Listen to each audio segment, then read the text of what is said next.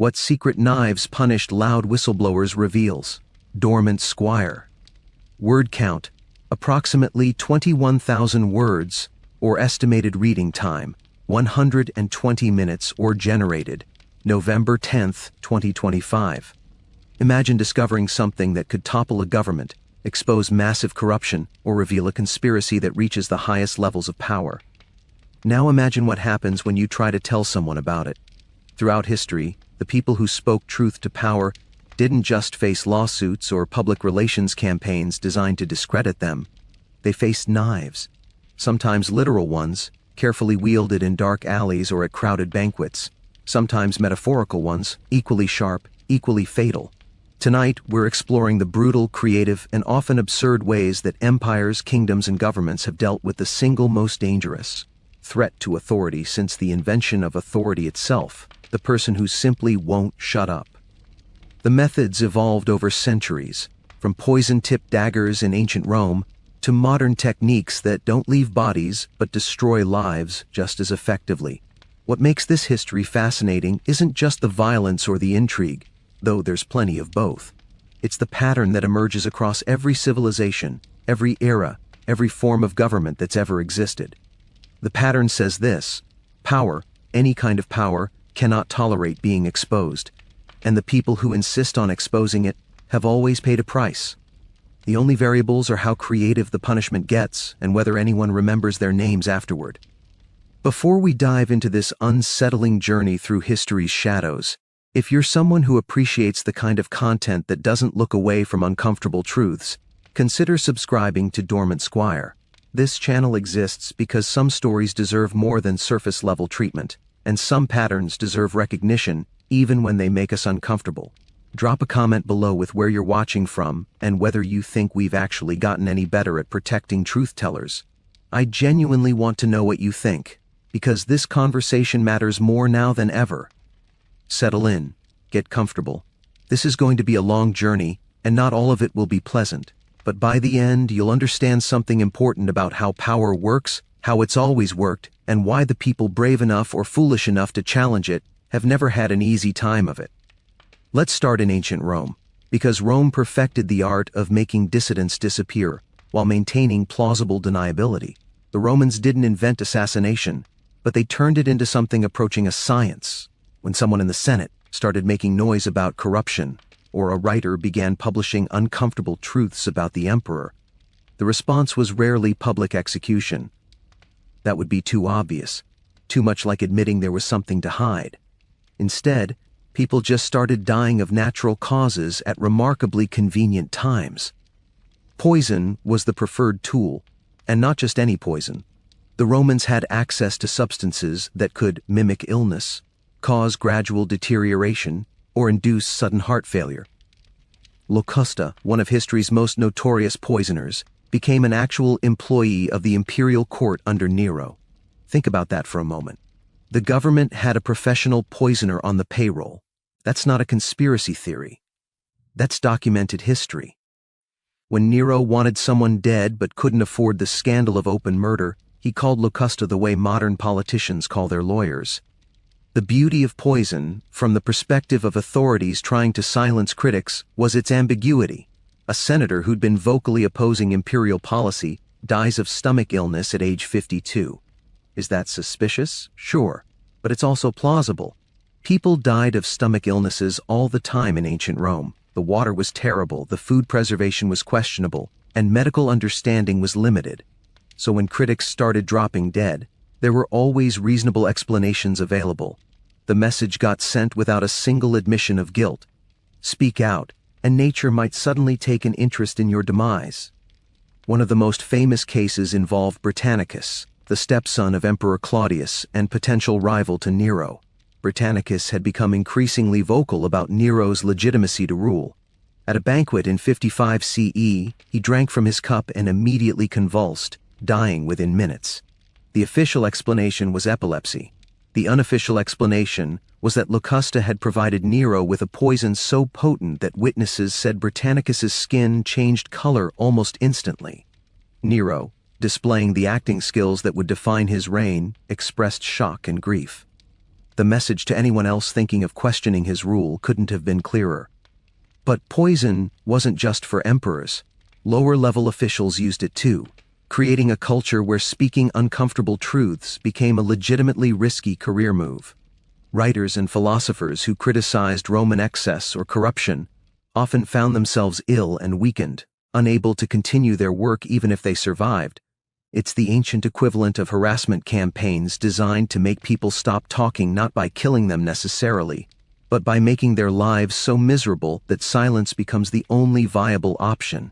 The Romans understood something modern authoritarians would rediscover again and again. You don't always have to kill the messenger. Sometimes you just have to make being a messenger unbearable. This leads us to a darker observation. Every society that has ever wielded power has developed methods to silence criticism. The specific techniques change based on available technology and cultural norms. But the underlying principle remains constant. Those who threaten the stability of power structures, whether by revealing corruption, exposing lies, or simply asking uncomfortable questions, will face consequences.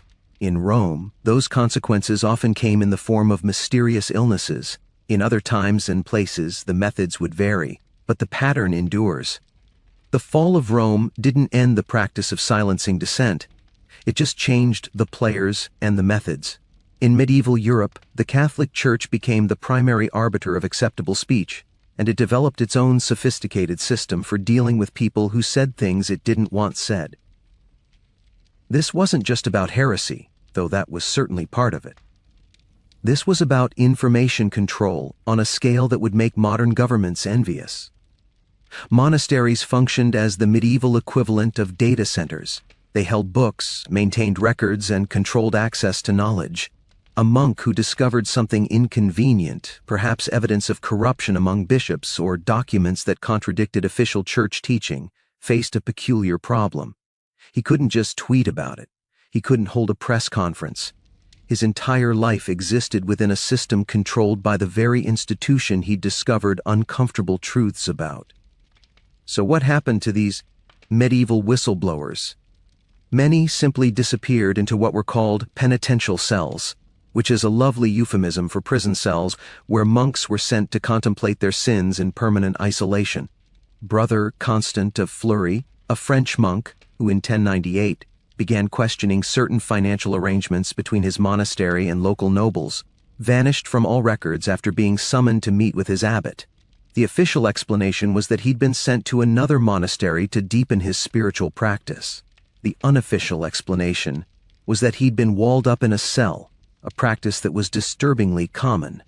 Medieval church authorities called this immurement, and it was exactly what it sounds like. They literally bricked people into small rooms and left them there until silence was no longer a choice but an inevitability. The genius of this system was its opacity. A monastery could claim that a troublesome monk had been transferred, retired, or succumbed to illness, and nobody outside the monastery walls could verify anything. Unlike poison, which at least left a body that people could see and question, immurement produced nothing but absence. The monk was simply gone, and his complaints went with him. Church records from this period are full of cryptic notes about brothers who departed for contemplation or undertook a solitary pilgrimage of indefinite duration. Modern historians have learned to read these phrases as probable death sentences. But the church didn't rely solely on disappearances. It also developed elaborate systems of censorship and intellectual control. Monks who copied manuscripts could be ordered to omit certain passages or add marginal notes declaring certain ideas heretical. A scribe who refused could find himself accused of heresy himself, which in the medieval period meant facing the Inquisition, an organization that turned the punishment of dissent into an institution with its own bureaucracy, procedures, and specialized tools. The knives that punished medieval whistleblowers weren't always literal, but they were always sharp. Sometimes they were legal instruments, sometimes they were theological arguments, and sometimes they were actual instruments of torture applied to people who refused to recant what they'd seen or said. What makes the medieval approach especially instructive is how it established a template that later organizations would follow: control the records, control the narrative, control access to information, control what people can know. Create systems where challenging authority requires not just courage, but a willingness to face institutional machinery designed specifically to break that courage. The medieval church didn't invent these techniques, but it refined them and demonstrated their effectiveness over centuries. Modern organizations, both governmental and corporate, have learned these lessons well. If medieval monasteries were subtle about silencing dissent, the Venetian Republic approached the problem with bureaucratic efficiency that would impress any modern intelligence agency. Starting in the 14th century, Venice established the Council of Ten, ostensibly to protect state security but in practice functioning as history's first comprehensive surveillance and suppression apparatus. The Council of Ten makes for a fascinating case study because it operated with legal authority, kept meticulous records, and yet managed to terrify Venetians into silence for centuries. The council's method was elegance itself. Throughout Venice, the government installed bocche di leone, lion-mouth letterboxes where anonymous accusations could be dropped. This created a society where anyone might be an informant, where any statement critical of the government might be reported, and where the consequences of being reported were severe enough that most people learned to keep their mouths shut about anything that mattered. The system weaponized paranoia more effectively than any amount of public executions could have. When someone was accused, through these anonymous letters, of revealing state secrets or speaking against Venice's interests, the Council of Ten moved with quiet efficiency. There were no public trials, no opportunities for the accused to defend themselves in front of witnesses, no chance for public opinion to form around the case. Instead, the accused would simply receive a midnight visit from officials, be taken to the Doge's palace, and disappear into the pozzi or the piombi, the horrible prison cells in the basement or attic of the palace. Some prisoners eventually emerged, many didn't. The uncertainty was part of the punishment. Not knowing whether criticism would result in a warning, imprisonment, or execution kept potential whistleblowers constantly off balance. The Council of Ten also pioneered the use of professional assassins for problems that couldn't be solved through imprisonment. The records, preserved in Venice's archives, show payments to individuals referred to only by cryptic names or code numbers for services to the state that clearly involved violence. In 1400, a merchant named Giovanni Visconti began telling other merchants about irregularities he'd noticed in state-controlled trade monopolies. He was found floating in a canal 3 days later with a knife wound that the authorities determined was self-inflicted. The investigation closed immediately. The message to other merchants was received perfectly clearly. What makes the Venetian system particularly relevant to our story is how modern it feels. The anonymous tip lines, the secret courts, the use of plausible deniability for state violence, the cultivation of a surveillance culture where everyone watches everyone else, all of this has contemporary parallels. The technology has changed. The cameras are digital now, the tip lines are online, the records are electronic. But the underlying logic remains identical. Make people afraid to speak by making the consequences of speaking both severe and unpredictable. Create systems where authority operates in shadows while demanding transparency from everyone else. The Venetians perfected this model 5 centuries before George Orwell wrote about it. The Council of Ten operated until Venice lost its independence to Napoleon in 1797, meaning this system of institutionalized suppression lasted for over 4 centuries.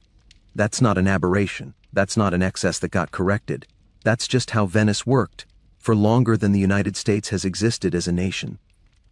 The stability it created came at the price of free speech, and the Venetian government considered that trade-off entirely acceptable. So, apparently did most Venetians, which raises uncomfortable questions about how many people in any society are actually willing to risk speaking truth to power when the price of doing so is high enough.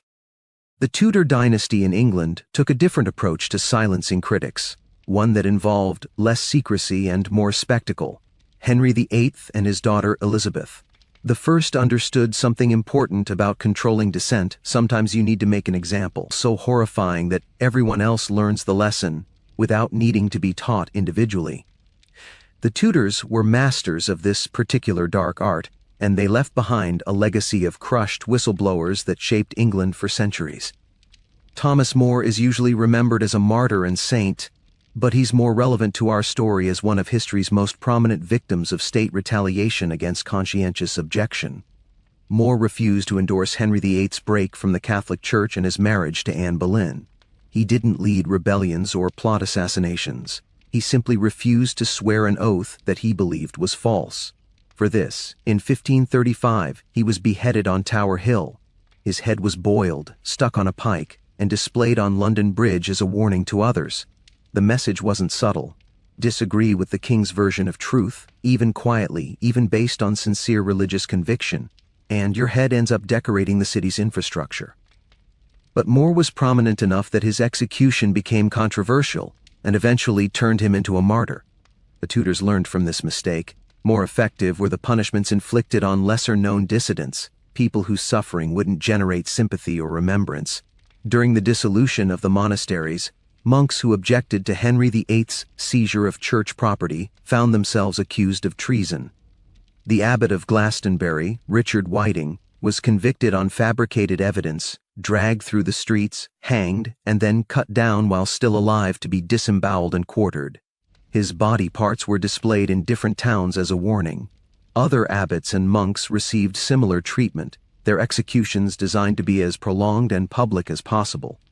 Elizabeth I continued the tradition but added her own innovations.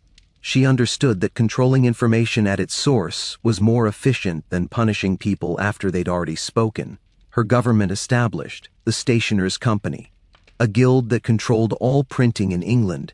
Nothing could be published without their approval, and they answered directly to the crown. This meant that whistleblowers couldn't even get their stories into circulation without royal permission. A few tried anyway. John Stubbs published a pamphlet in 1579 criticizing Elizabeth's proposed marriage to a French Catholic duke. For this active commentary on public policy, Stubbs had his right hand cut off with a cleaver in a public square. According to witnesses, even as he bled, Stubbs removed his hat with his remaining hand and shouted, "God save the Queen!" That detail tells you everything you need to know about the effectiveness of Tudor terror. The Tudors also deployed networks of informants that would make the Venetians proud. Sir Francis Walsingham, Elizabeth's spy master, ran an intelligence operation that tracked potential dissidents, intercepted correspondence, and planted agents provocateurs to entrap people into making seditious statements. This was the first time in English history that the government systematically spied on its own people to prevent dissent before it could spread.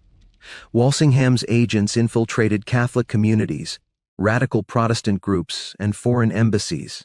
They created an atmosphere where no one could be sure who was trustworthy, which meant that dangerous secrets had nowhere safe to be shared.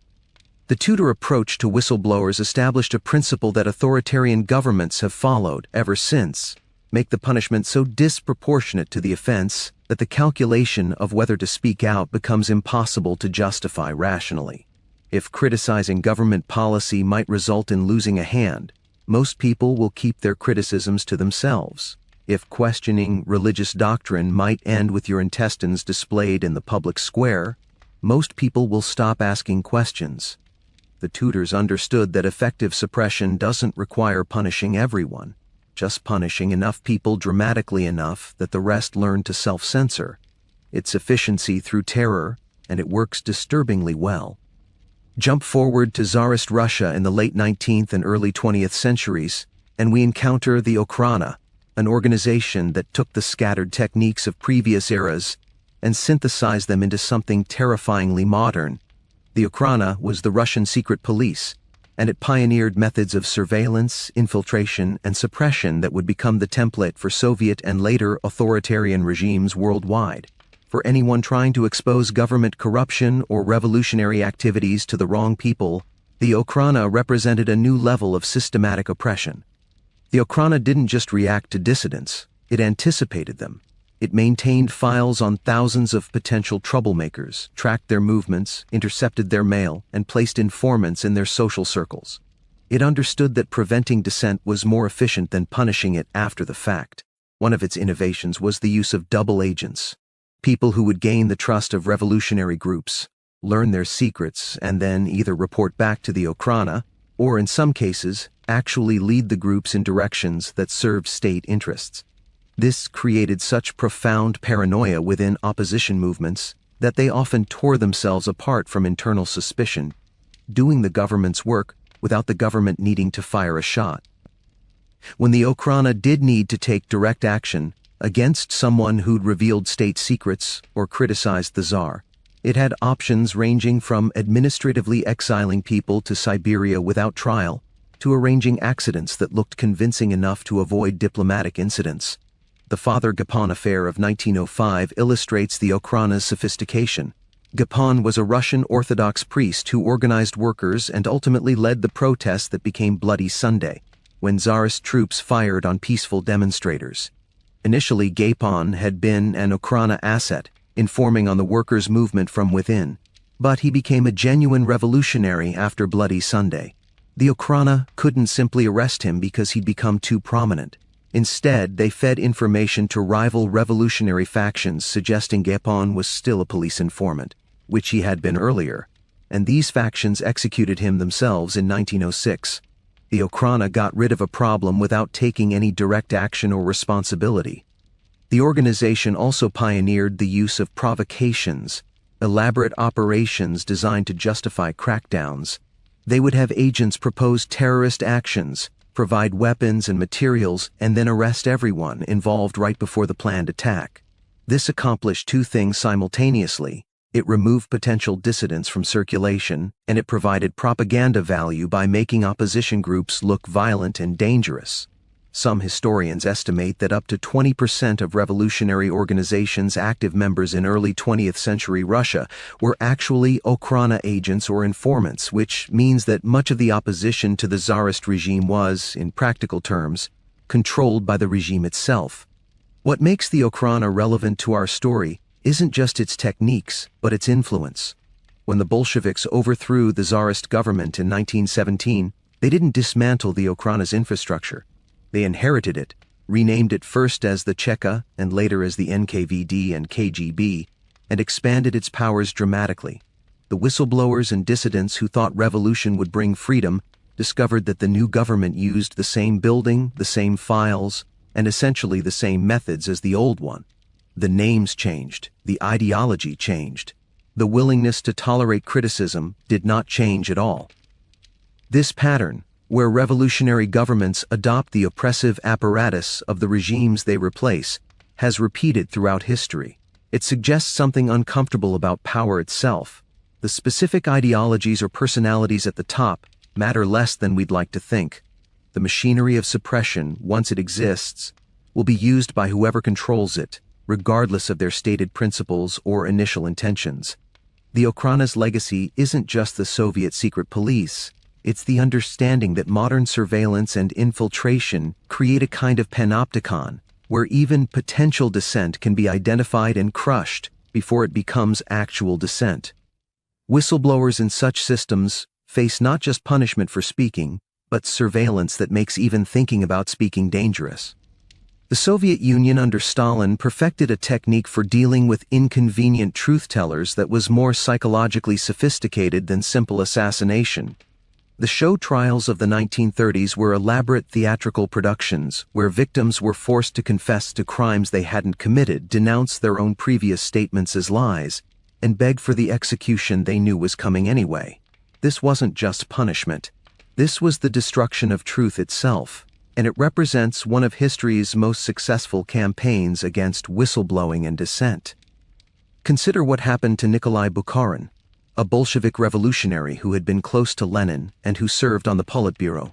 By the mid-1930s, Bukharin had begun questioning some of Stalin's policies privately, particularly the forced collectivization that was causing mass starvation. He didn't organize opposition, he didn't publish critiques, he just expressed doubts to people he thought were trusted comrades. For this, he was arrested in 1937, held for over a year, and tortured not primarily physically but psychologically. He was told repeatedly that unless he confessed to being a foreign spy and saboteur, his wife and young son would be executed. He was kept in isolation, subjected to interrogations that lasted days, and eventually broken down until he was willing to say anything demanded of him. At his trial in 1938, Bukharin confessed to fantastic crimes, conspiring to assassinate Lenin, working for foreign intelligence services, deliberately sabotaging Soviet industry. None of it was true. Everyone in the courtroom knew it wasn't true. That was the point. The trial wasn't about establishing facts, it was about demonstrating that the state could make anyone say anything, that truth was whatever the party said it was, and that resistance was not just futile, but ultimately self-destructive. Bukharin was executed immediately after the trial, but the damage to objective reality, to the very concept that there were facts independent of state power, lingered for decades. The show trials targeted dozens of old Bolsheviks, military leaders, intellectuals, and anyone else who might have knowledge of uncomfortable truths about the regime's origins, decisions, or current policies. Each trial followed the same script: confession, denunciation, execution. The confessions were published in newspapers, broadcast on radio, used as proof that enemies surrounded the Soviet state and that Stalin's vigilance was all that prevented collapse. This created an environment where attempting to reveal actual wrongdoing by officials was literally interpreted as treason. The whistleblower became, by definition, an enemy of the people. But Stalin's campaign against truth-tellers extended beyond high-profile trials. It also included the Gulag system, where millions of people disappeared for offenses as minor as telling a joke about Stalin, or failing to applaud long enough at a party meeting. In the camps, prisoners were worked to death in Siberian gold mines or lumber operations, their deaths recorded in bureaucratic logs that reduced human beings to production statistics. A factory manager who reported that his plant couldn't meet its quota without falsifying reports might find himself accused of sabotage and sent to Kolyma, where the average life expectancy for new prisoners was measured in months. The message was clear: report what the party wants to hear or stop reporting anything permanently. The psychological warfare Stalin's regime waged against potential dissidents included a brilliant and horrifying innovation: making families responsible for denouncing each other. Children were encouraged to report counter-revolutionary statements by their parents. Wives were pressured to testify against husbands. The most famous case involved Pavlik Morozov, a 13-year-old boy who allegedly denounced his father as a kulak, leading to his father's execution. Pavlik was then murdered, probably by relatives, and Stalin's propaganda machine turned him into a martyr and role model for Soviet youth.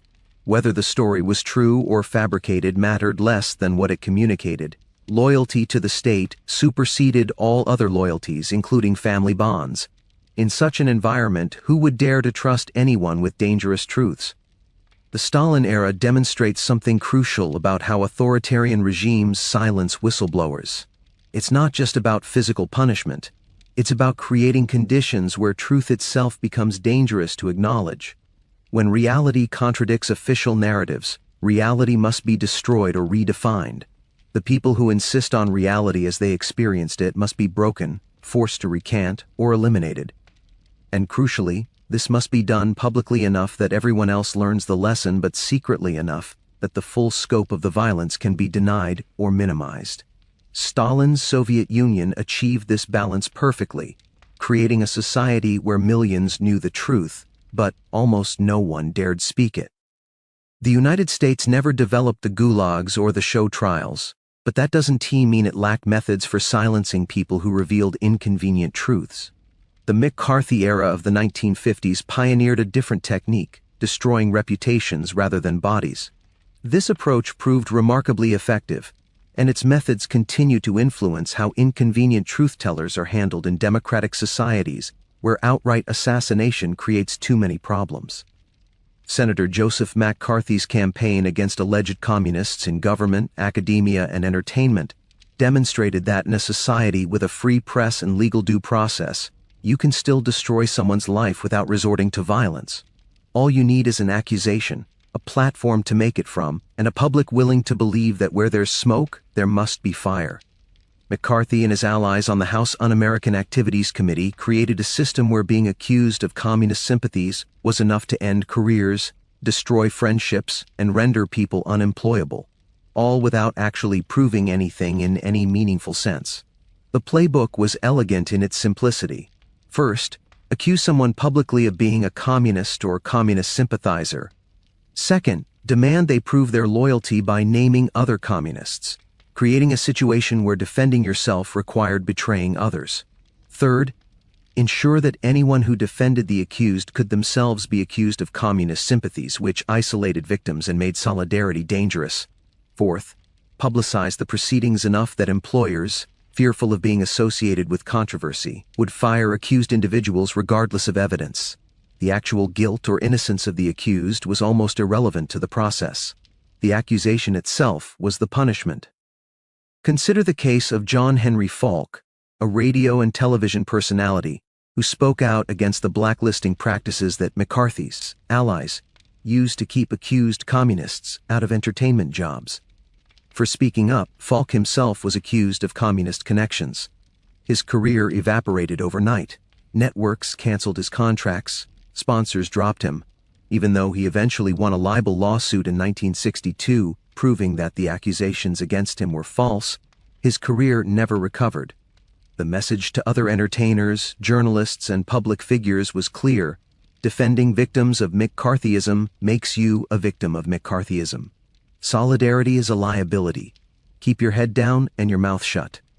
The McCarthy era also revealed how whistleblowers inside government faced unique vulnerabilities.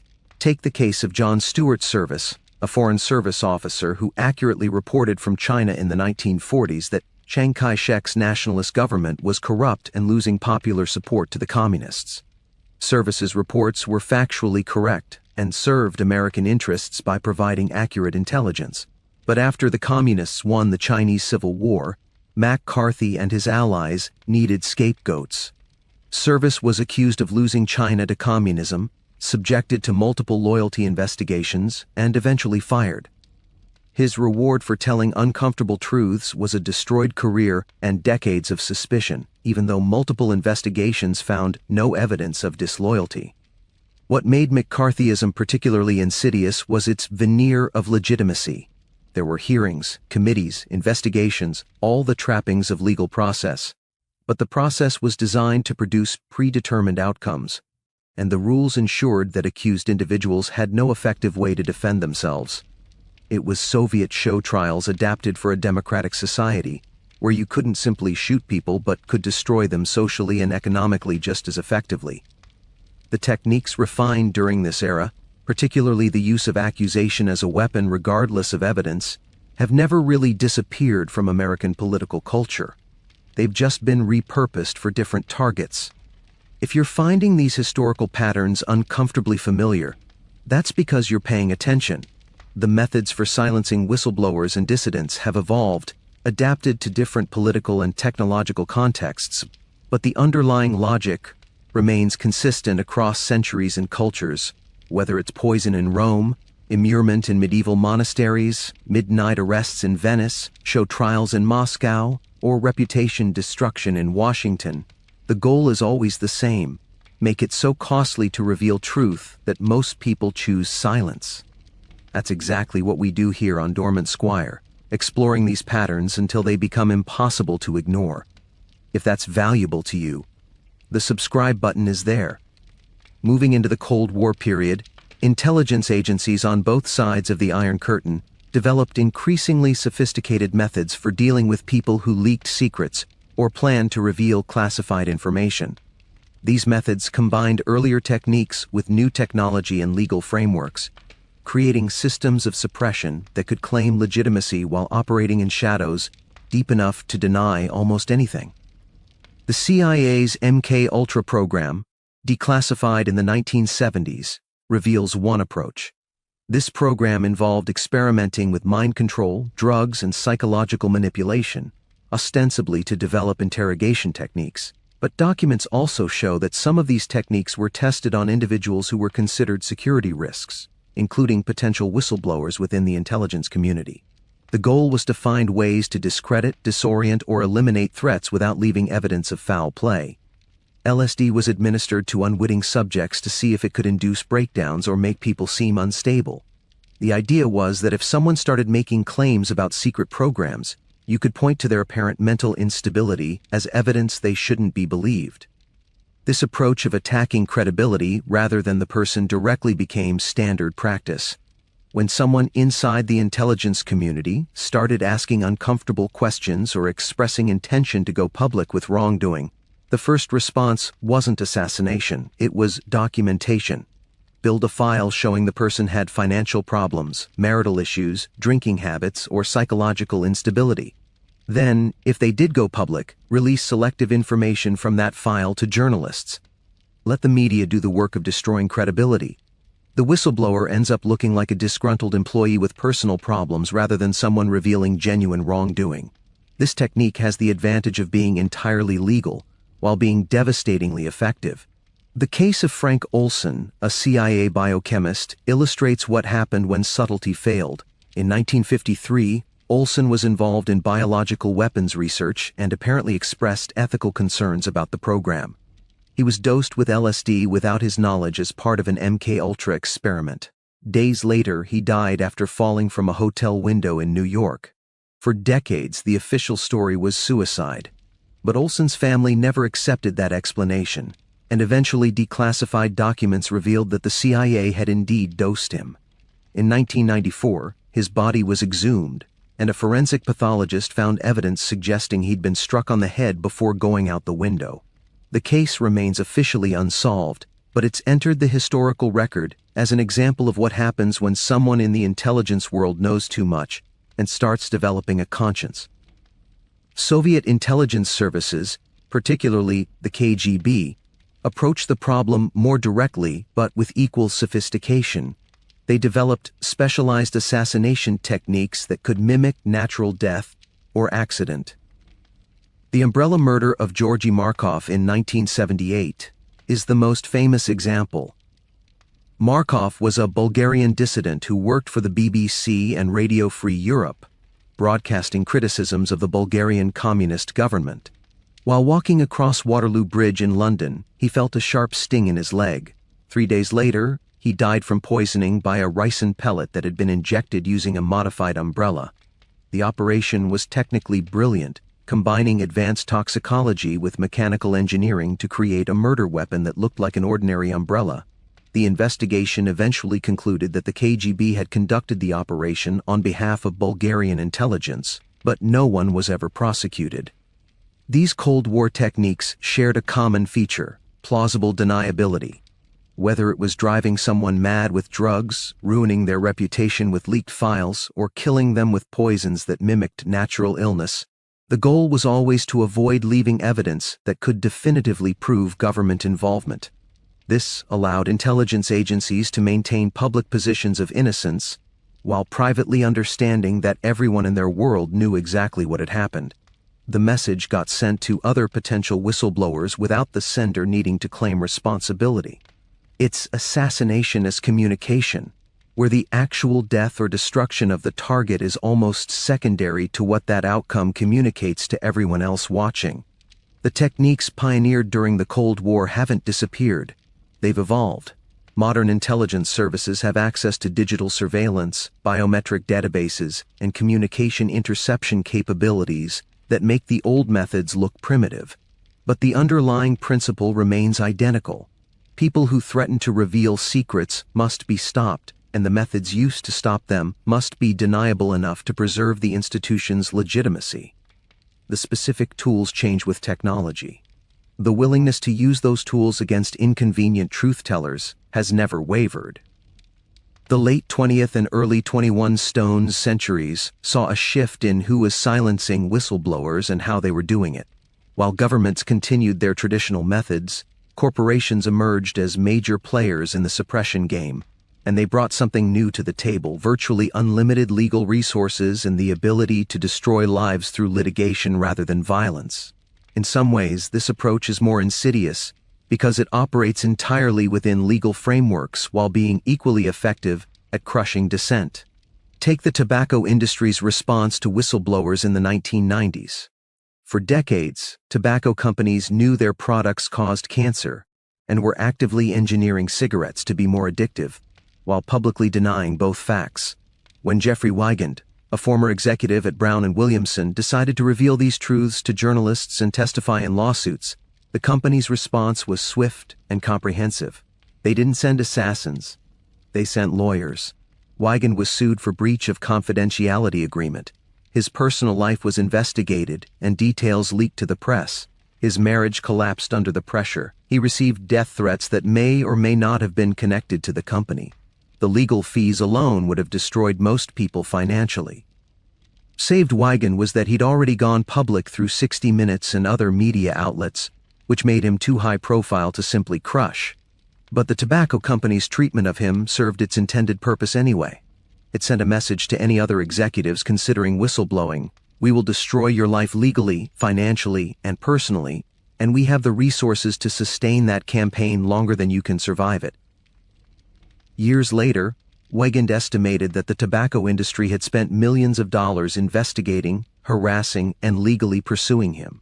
For a typical employee without media support and massive legal assistance, that kind of campaign would have been absolutely devastating.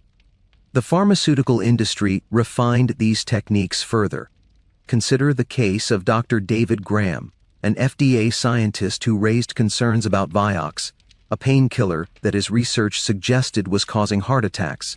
Graham tried to publish his findings and present them at medical conferences. What followed was a campaign by his own agency, under pressure from the pharmaceutical industry, to discredit his research, block publication of his papers, and marginalize him professionally. He wasn't fired, which would have been too obvious. Instead, he was reassigned to meaningless tasks, excluded from important meetings, and subjected to what employment lawyers call constructive dismissal, making someone's job so miserable they quit voluntarily.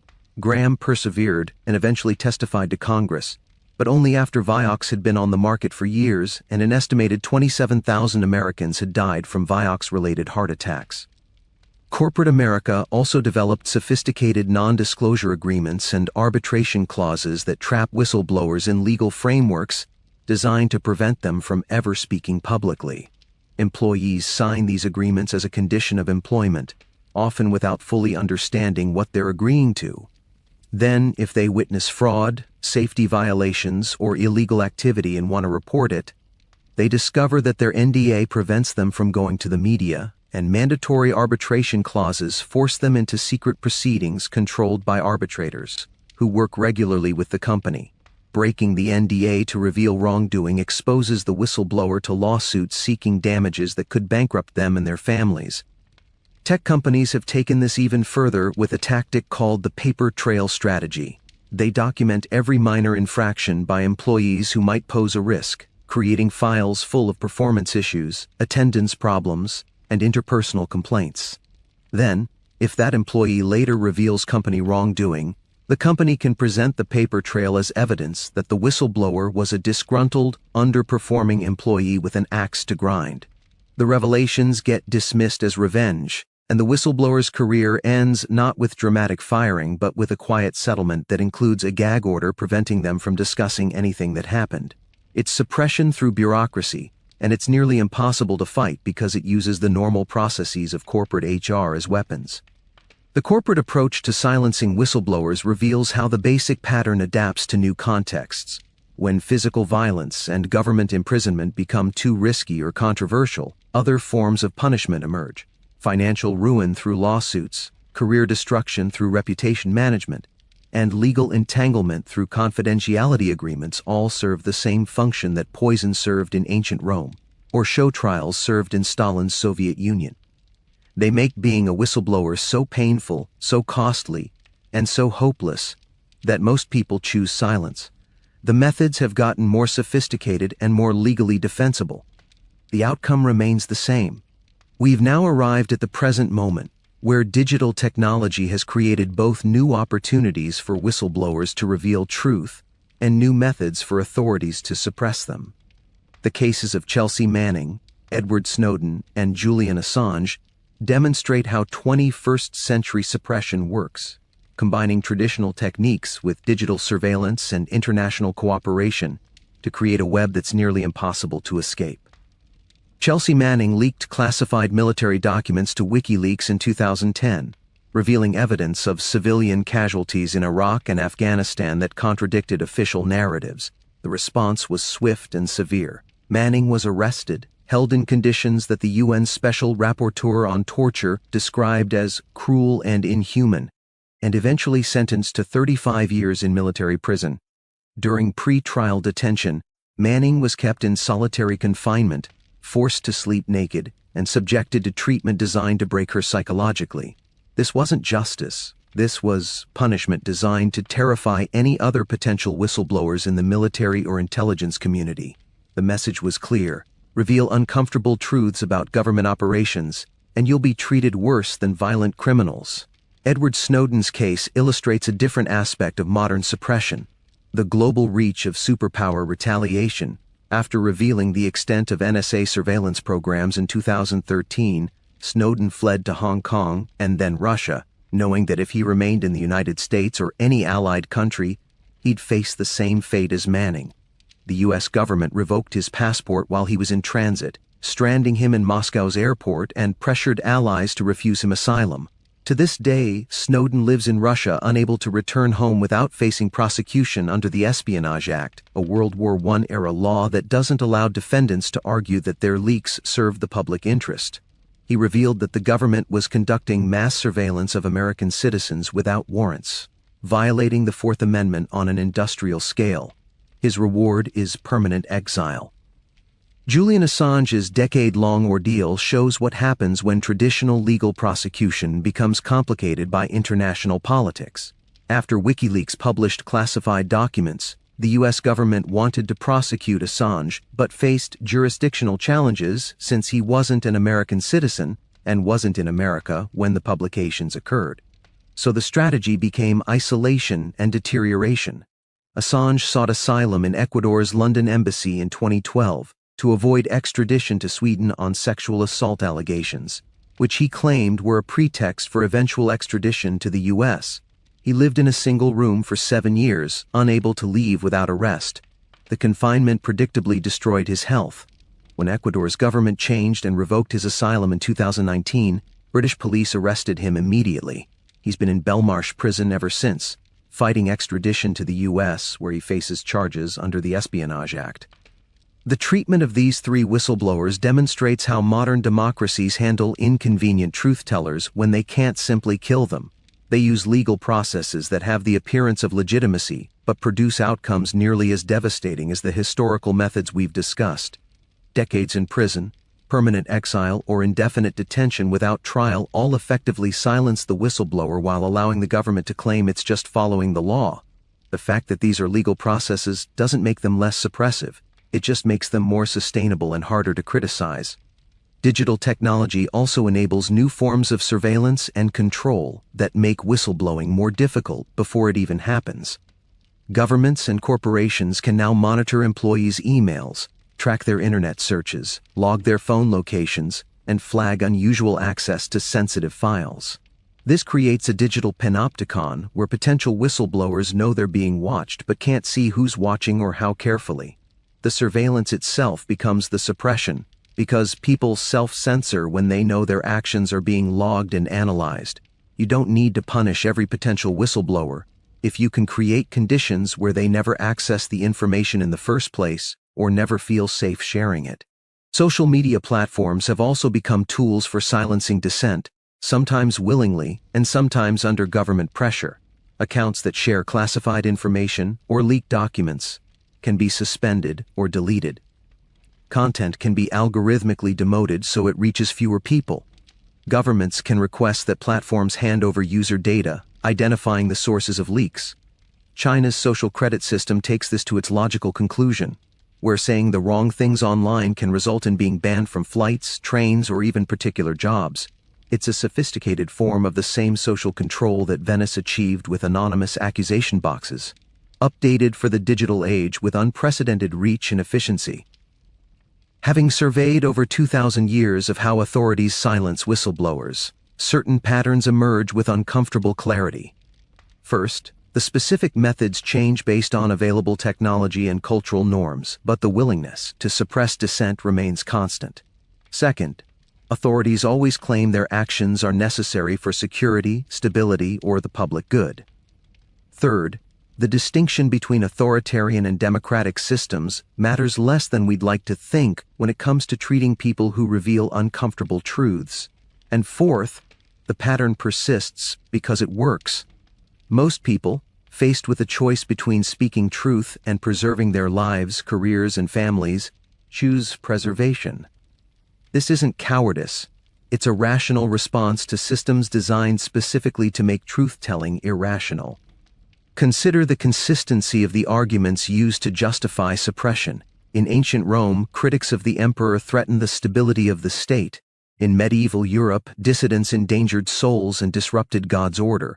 In Stalinist Russia, whistleblowers were counter-revolutionaries sabotaging the people's paradise. In Cold War America, they were communist sympathizers undermining national security. Today, they're characterized as traitors helping terrorists or competitors. The specific ideological framework changes, but the argument structure remains identical. There's a greater good that requires silence about certain truths, and anyone who breaks that silence is, by definition, working against the collective interest. This suggests something uncomfortable about how human societies organize power. Regardless of political system, economic structure, or stated values, institutions that accumulate significant power develop self-preservation instincts that prioritize institutional survival over accountability. Whistleblowers threaten institutional interests by revealing that the institution has failed, lied, broken its own rules, or harmed people it claimed to protect. The institution's response is predictable because the threat is existential. Allow whistleblowers to operate freely, and institutional power becomes accountable to truth. Suppress them, and institutional power becomes accountable only to its own interests. Every major institution throughout history has made the second choice. The technological evolution of suppression techniques also reveals a pattern. Each new technology first appears to democratize information and empower dissidents. Printing presses, telegraphs, photocopiers, the internet, each seem to make it harder for authorities to control information.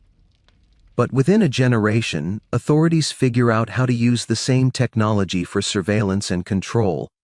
The printing press eventually led to censorship boards and licensed printers. Telegraphs led to signal intelligence and message interception. Photocopiers led to controlled access and copy logs. The internet, which was supposed to make information free, has become perhaps the most sophisticated surveillance tool ever created. The pattern suggests that technology is neutral, and power adapts to whatever tools are available. There's also a pattern in how societies remember whistleblowers. During their lives, they're typically reviled, prosecuted, or ignored. Decades or centuries later, if they're remembered at all, they're often rehabilitated as heroes or martyrs. Thomas More, executed as a traitor in 1535, was canonized as a saint 400 years later. John Stubbs, who lost his hand for criticizing Elizabeth I's marriage plans, is now remembered as an early defender of free speech. Daniel Ellsberg, who leaked the Pentagon Papers and was vilified in 1971, is now widely regarded as having done a public service.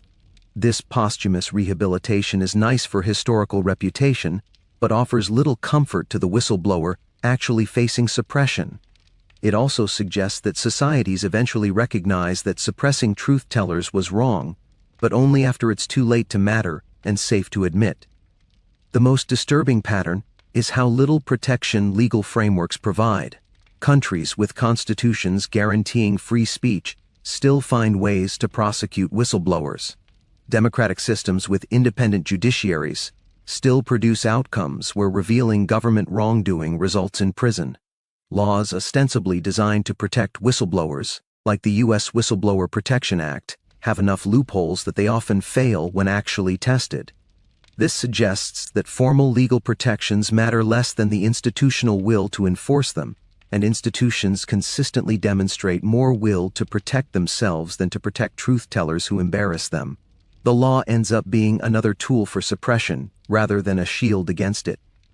Understanding why suppression works requires examining not just what authorities do to whistleblowers, but what happens inside the minds of potential whistleblowers who choose silence. This isn't about cowardice or moral failure. It's about psychological mechanisms that make staying silent feel like the only viable option even when someone knows they're witnessing wrongdoing. Authorities don't just threaten punishment. They engineer conditions where the psychological cost of speaking becomes unbearable before any actual punishment occurs. The first mechanism is isolation. Whistleblowers quickly discover that even people who privately agree with them will publicly distance themselves. This isn't surprising. Solidarity with a whistleblower makes you a target by association. It's rational for colleagues to avoid the person who challenged authority, even if that challenge was justified. But the psychological effect on the whistleblower is devastating.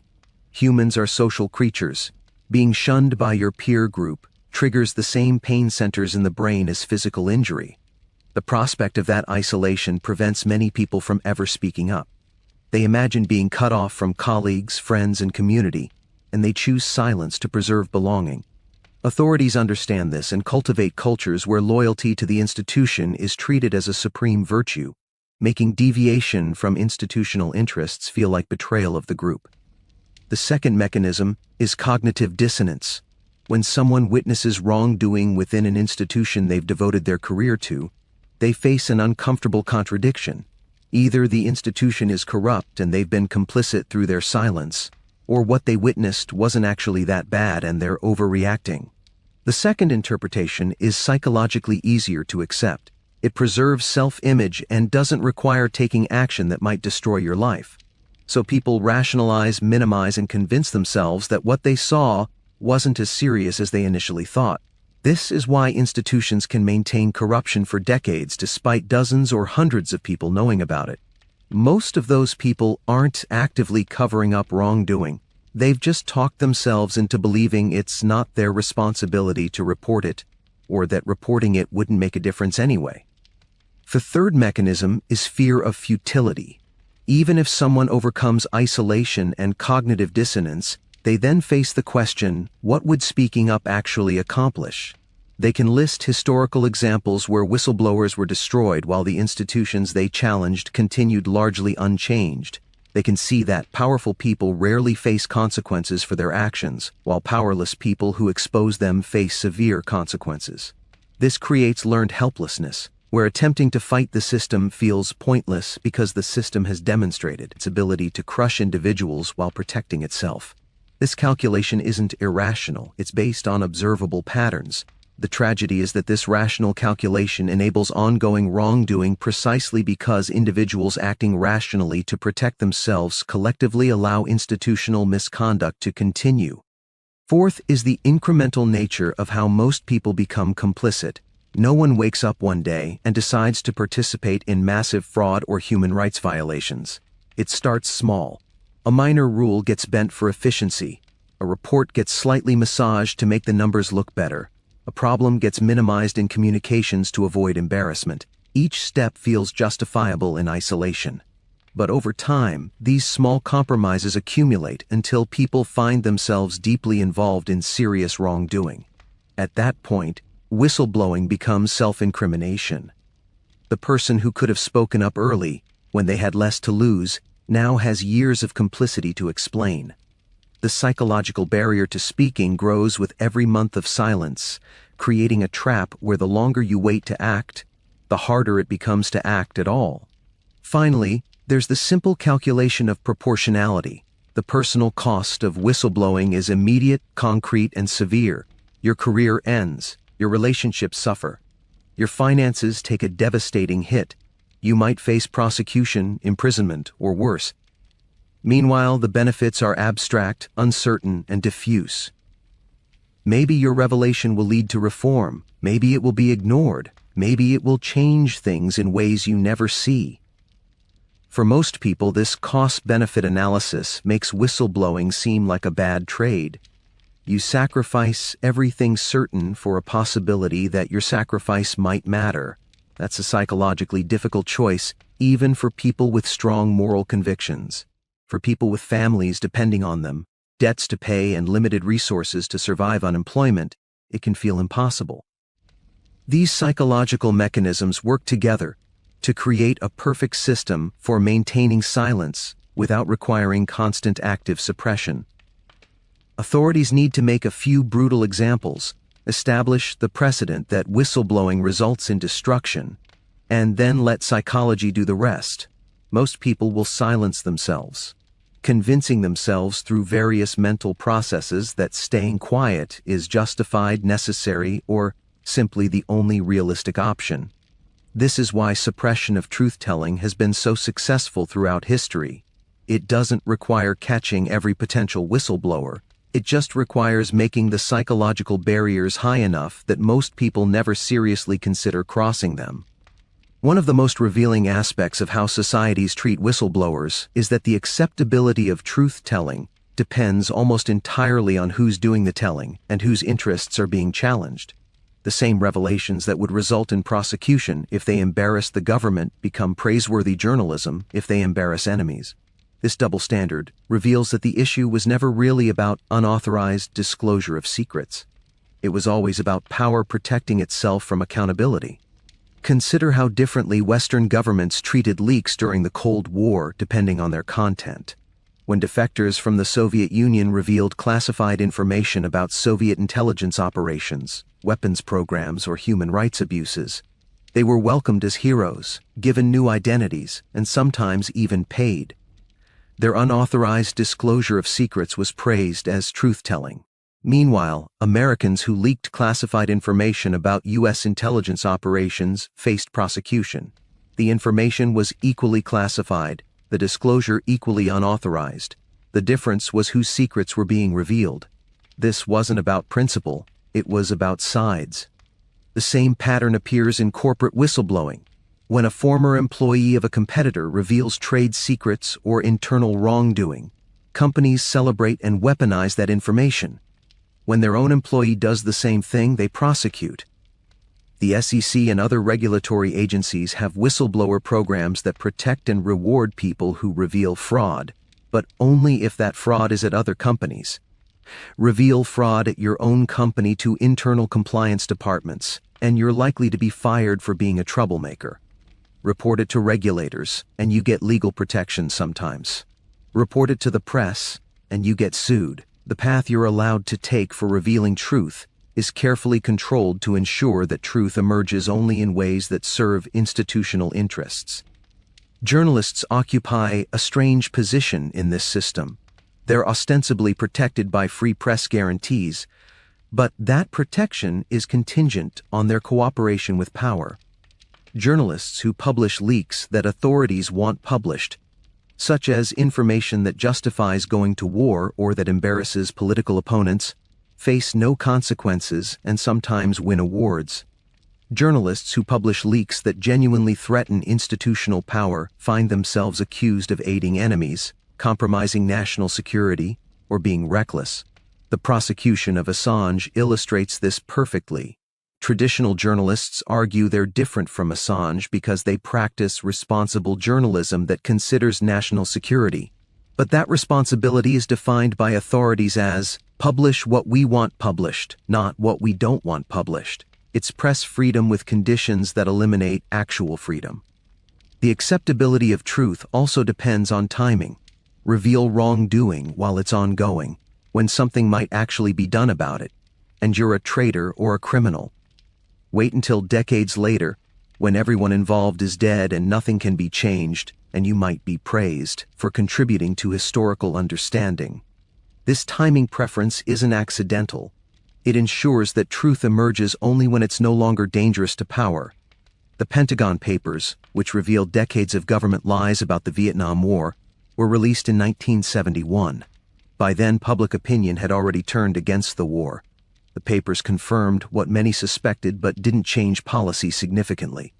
Had the same information been revealed in 1964, before the major escalation, it might have prevented the war entirely. But that kind of timely truth-telling is exactly what gets suppressed most aggressively. There's also a class dimension to who gets destroyed for truth-telling versus who gets protected. High-ranking officials who leak information to journalists to advance policy agendas or settle political scores rarely face prosecution. They're usually anonymous sources who remain protected.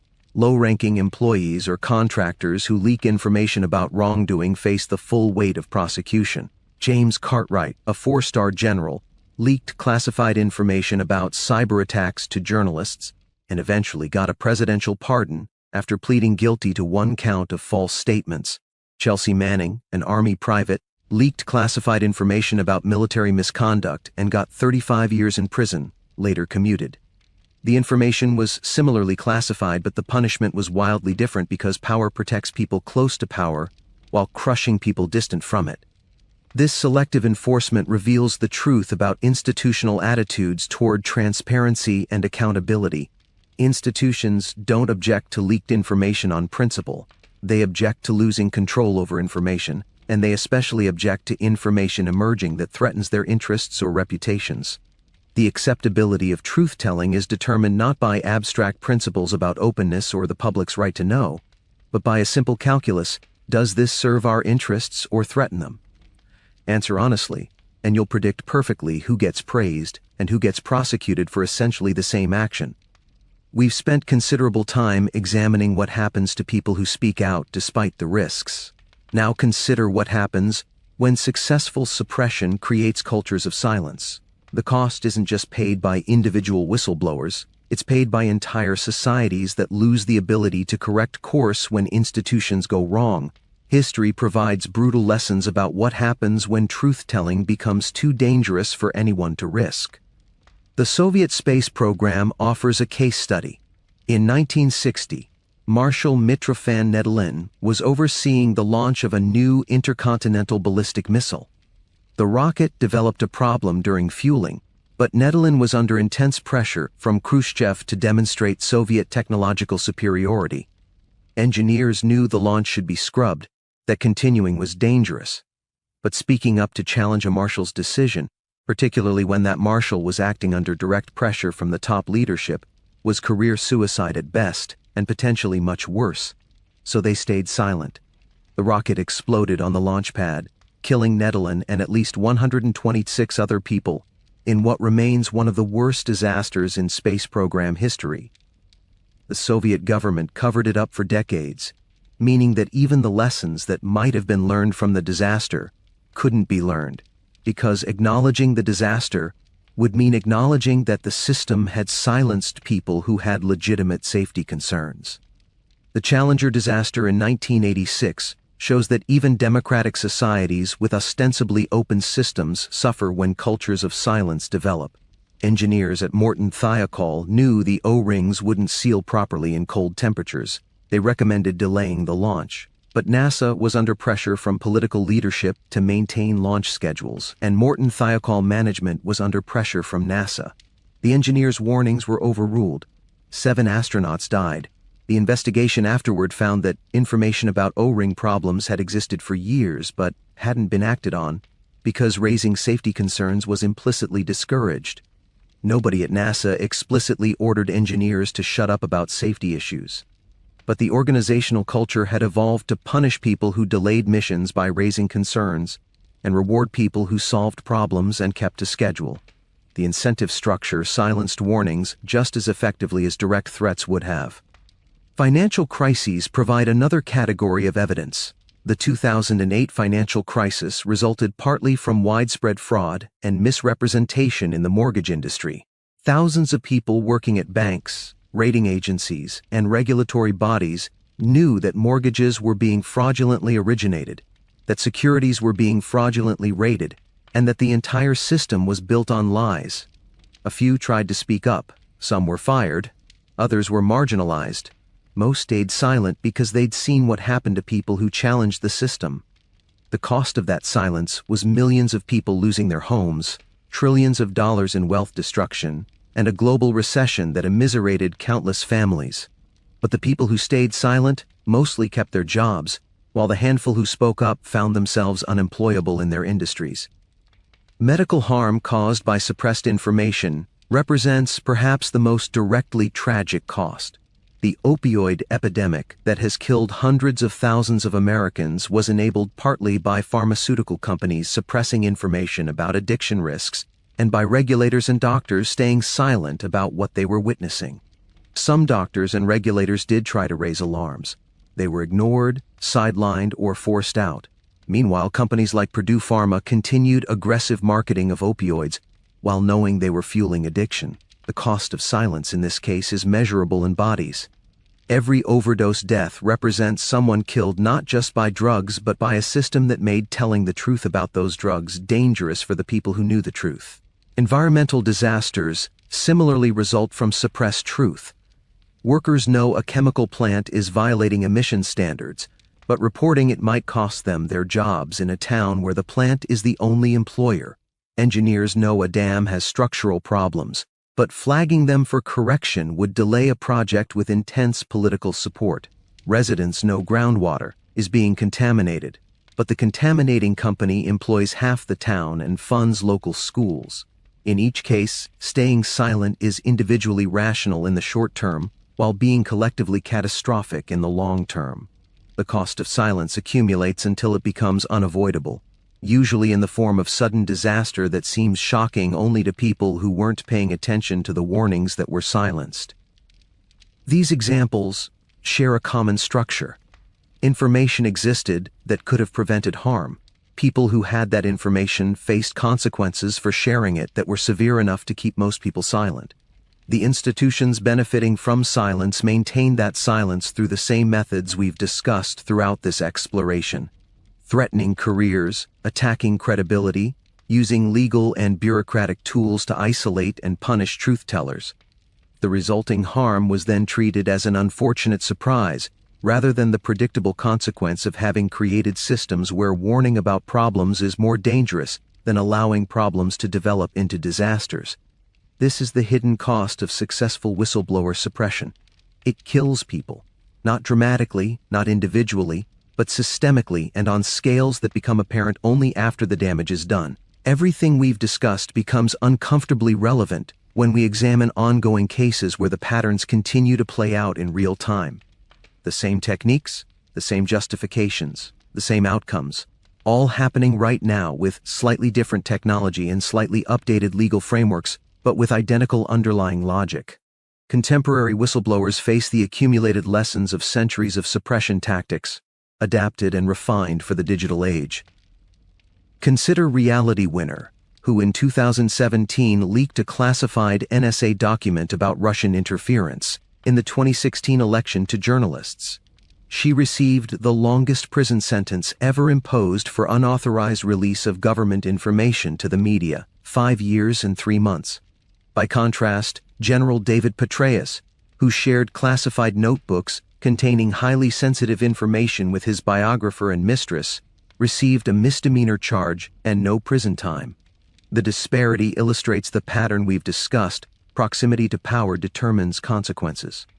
Winner was a contractor, young, female, and idealistic. Petraeus was a decorated general and CIA director. The information they disclosed was similarly classified, but their fates were radically different. The prosecution of journalists Glenn Greenwald and the pressure on media outlets that publish leaked information represent an escalation of traditional suppression tactics.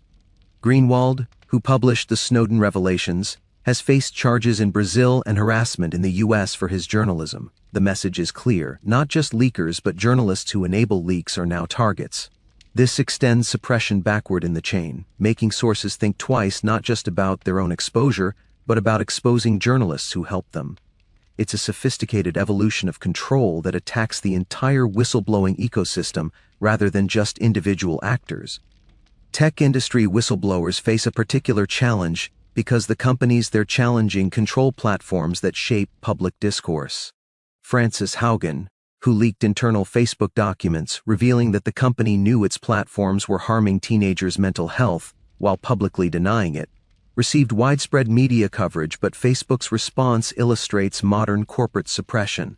Rather than addressing the substance of her revelations, the company attacked her credibility, questioned her motives, and deployed PR firms to shape media coverage. They didn't sue her directly, which would look heavy-handed. They just made sure that every story about her included company statements suggesting she was bitter about not getting a promotion, or that she misunderstood the documents she leaked. It's character assassination updated for the social media age. The treatment of Rebecca Jones, who was fired from her position managing Florida's COVID-19 dashboard after refusing to manipulate data to support the state's reopening plans, shows how public health whistleblowing gets handled. Jones claimed she was ordered to misrepresent infection rates and hospital capacity. The state responded by raiding her home with armed police, seizing her computers, and charging her with unauthorized access to state systems, charges that were later dropped. The raid was filmed and widely publicized, which may have been the point. It sent a message to any other state employee thinking about revealing data manipulation: we will come to your home with guns, we will humiliate you publicly, and we will use the criminal justice system to destroy you even if the charges don't stick. The process is the punishment. Internationally, whistleblowing has become even more dangerous. In countries like Russia and China, people who reveal government wrongdoing don't just face prosecution. They disappear, or they die in ways that are technically ambiguous but practically obvious. Sergei Magnitsky, a Russian lawyer who exposed massive government corruption, died in prison under circumstances that investigators called torture.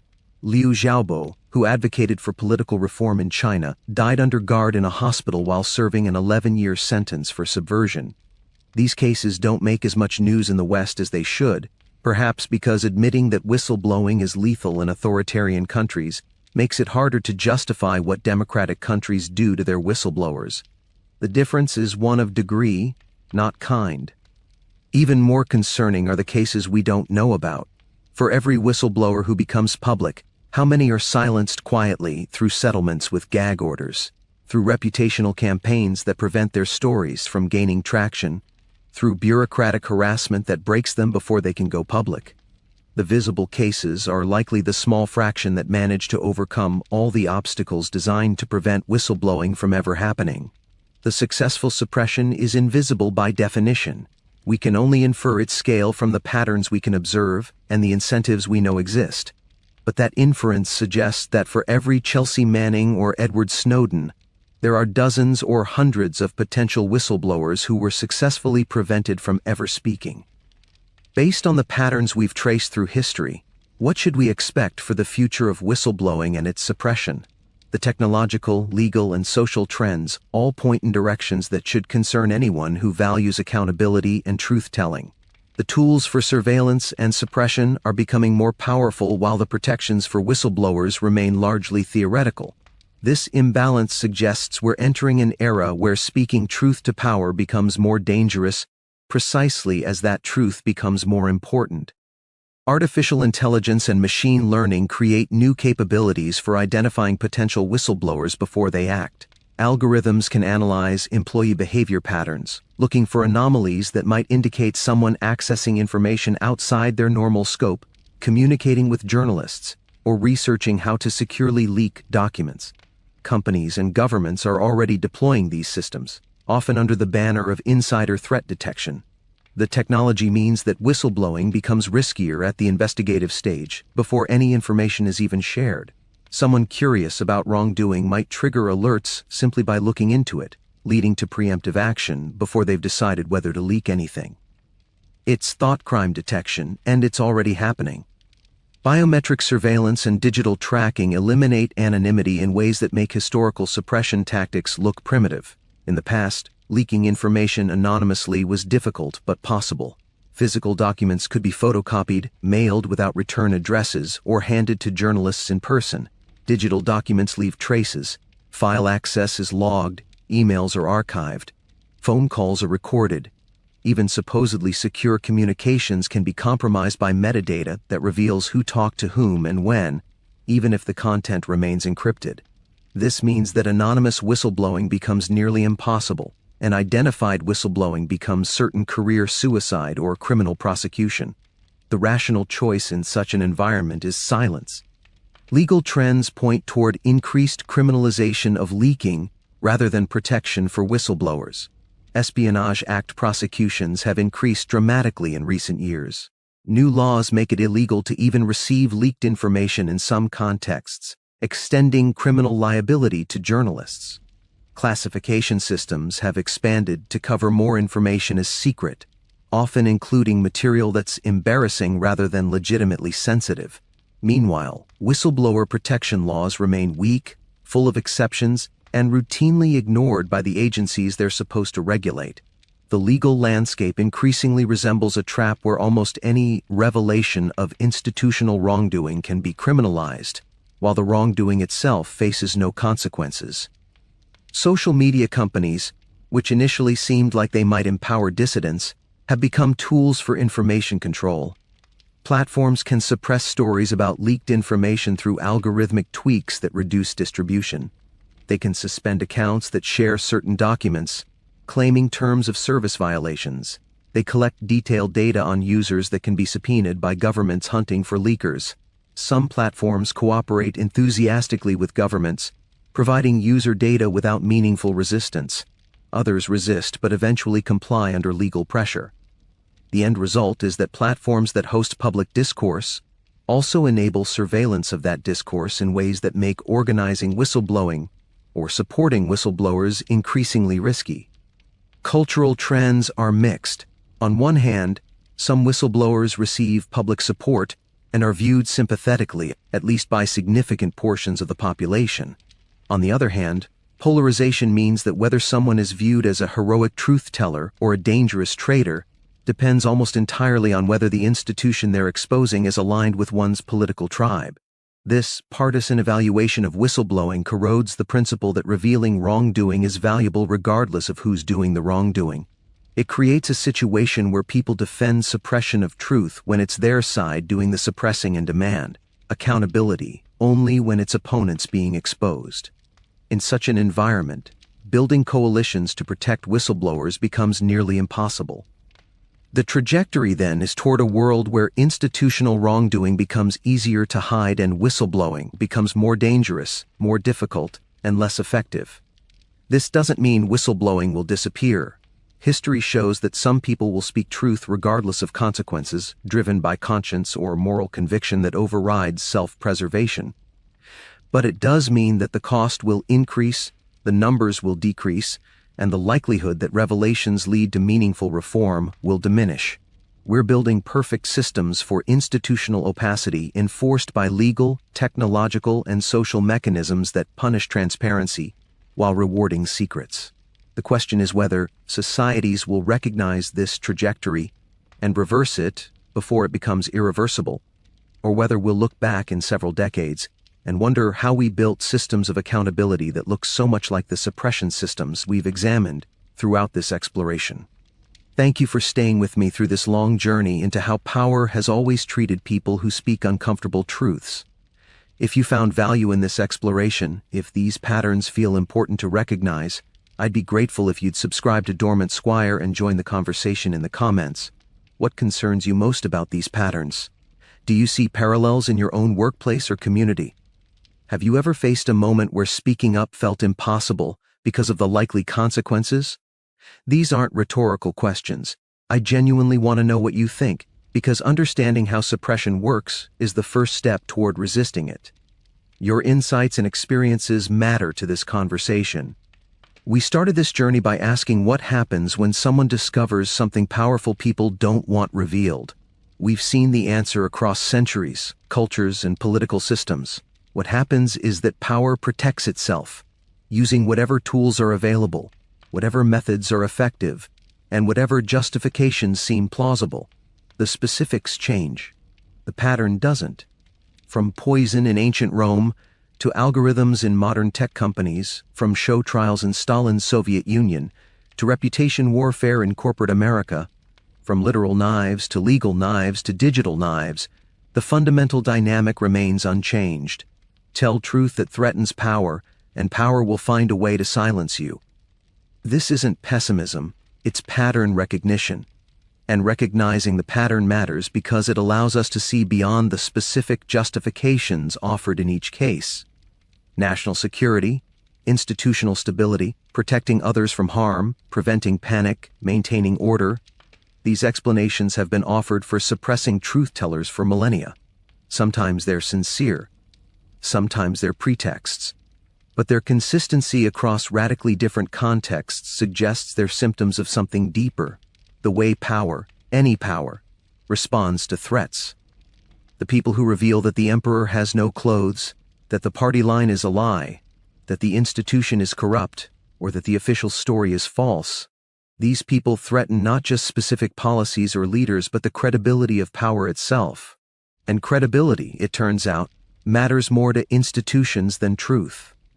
What makes this relevant right now, in this moment, is that we're living through a time when institutional trust is collapsing, while institutional power is expanding. Fewer people believe what governments, corporations, or media organizations tell them, but those institutions have more tools than ever to control information and punish dissent. This combination is dangerous. When institutions lose legitimacy but maintain power, they become more aggressive about suppressing challenges to their authority because they can't rely on voluntary compliance anymore. The societies that have historically been most brutal toward whistleblowers and dissidents have been societies where regimes knew they lacked genuine legitimacy and compensated through force and fear. We should be concerned about any trajectory that points in that direction. But here's what history also shows. Suppression is never complete. No matter how sophisticated the methods, how severe the punishments, or how comprehensive the surveillance, some people still speak. Throughout this exploration, we've encountered dozens of individuals who faced prison,